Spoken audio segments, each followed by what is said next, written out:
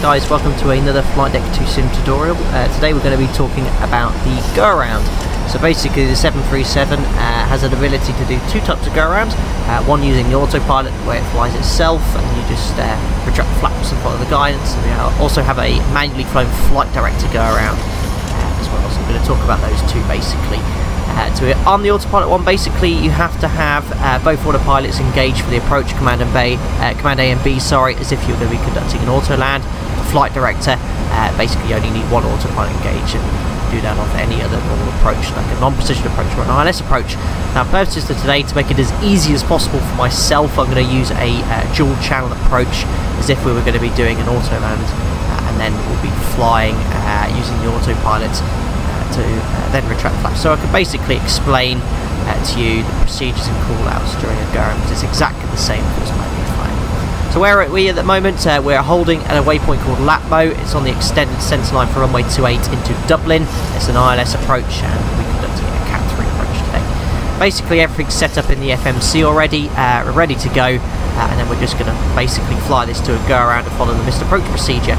So you easily find these missed approach procedures for all the charts online. I'm actually using my company's FMC, iPad Navtech chart app to basically talk you through what the missed approach is.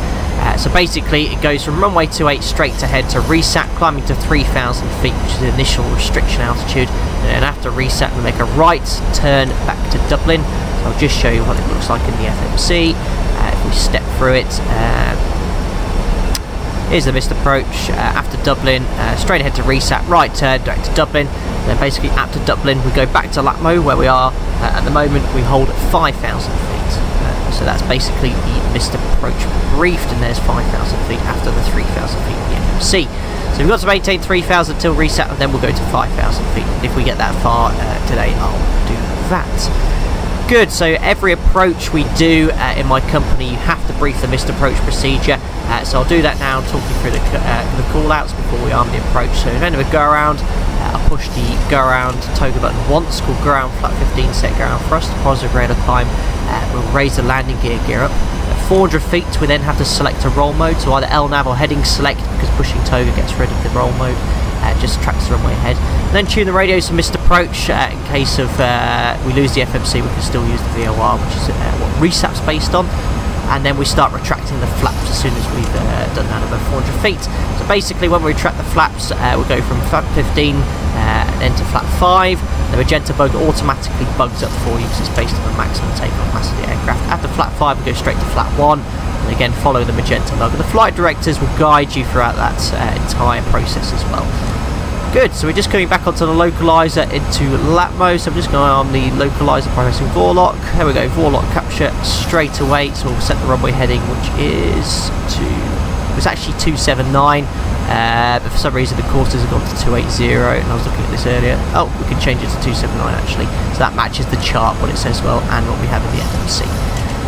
Excellent. So as I said in that briefing where we go around, you push toga once. So PMDG have very thankfully put the go around button here, because it's quite hard to press the physical button on the thrust lever, which you do in real life. But as I was saying, one push of toga gives you reduced go around thrust. So what that looks like here, thrust setting slightly below the green bug. This will enunciate go around when we arm the approach. And this is around 85 to 90%.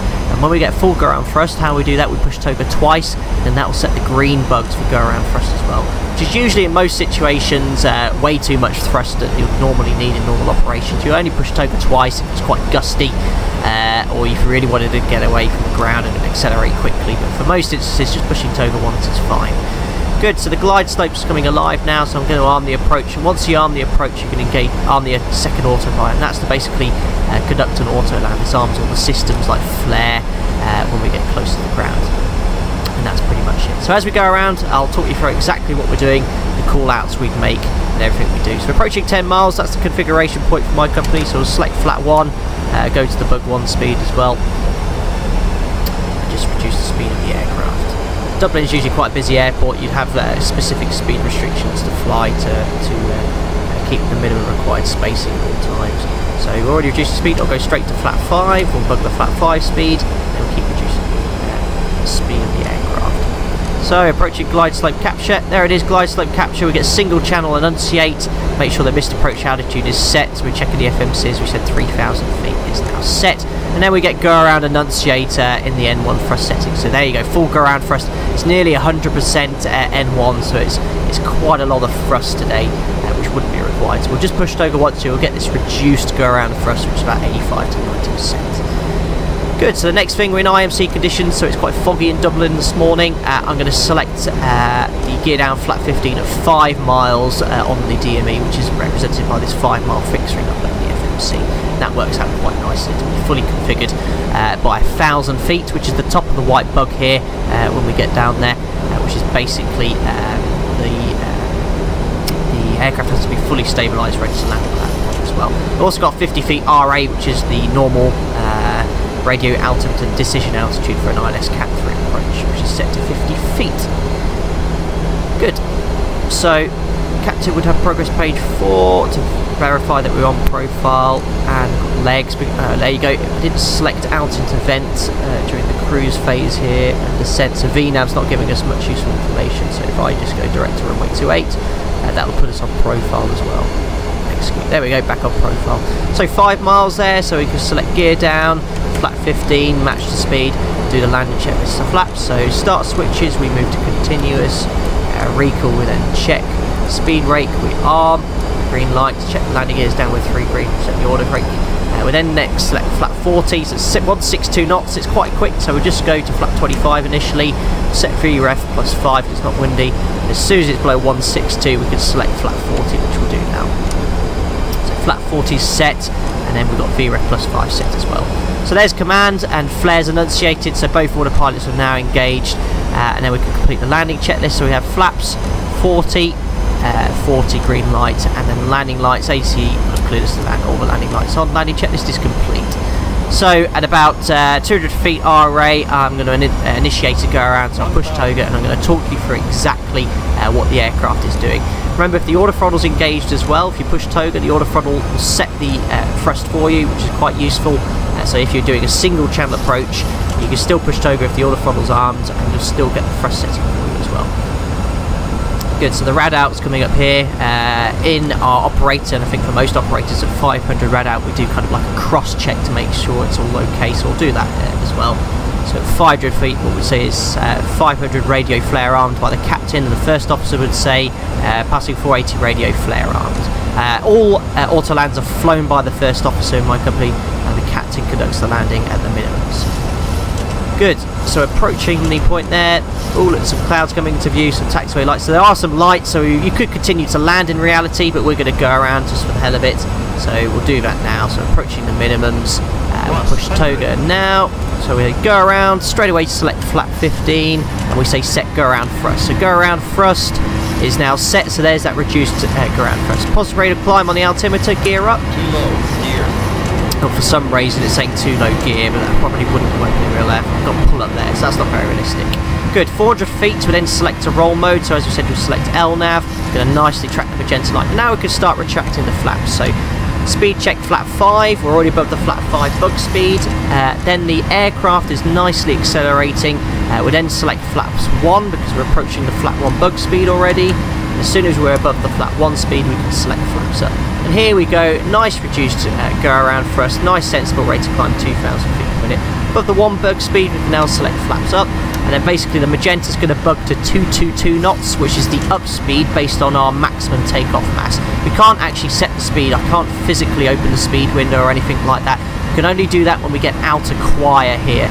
So toga's following the guidance, go around is reduced go around thrust. So if I push toga twice like this, there you go, full go around thrust, there's N1, so that's what happens if you push toga for the second time. There's out of choir, so the speed window's opened, it would be 222 in the real aircraft, we'll just bug the up speed, and the aircraft will nicely level off at 3,000 feet. Good, so in my company, we'd wait for the next call, which is flaps up, no lights, and out to see the flaps up, no lights, we'll conduct the after takeoff checklist. So the after takeoff checklist, put the gear to up and off. Usually you put the auto brake to off, but as you've just done a go around, you're going to probably do another approach, leave the auto brake in its current setting, and then we check the overhead panel. So we do the air conditioning and pressurization, we check the differential pressure, make sure it's all correct. Turn the start switches off because we're not in icing conditions with the engine anti-ice on, it's not required. And then we do something called the reverse L, so we check all this, make sure the pressurisation is correct, switches, duct pressures, trim air's on, and all the temperatures are good. And then we say air conditioning pressurisation is set. Next call will be altimeters, and we confirm the QNH setting as well. Good, so that's pretty much it, guys. That was a missed approach using the autopilot. Remember, if you don't arm the second autopilot, you push toga, the autopilot will disconnect and you'll have to fly it manually. It's exactly the same thing on the autopilot gauge, you just have to follow the flight directors and retract the flight to about 400 feet.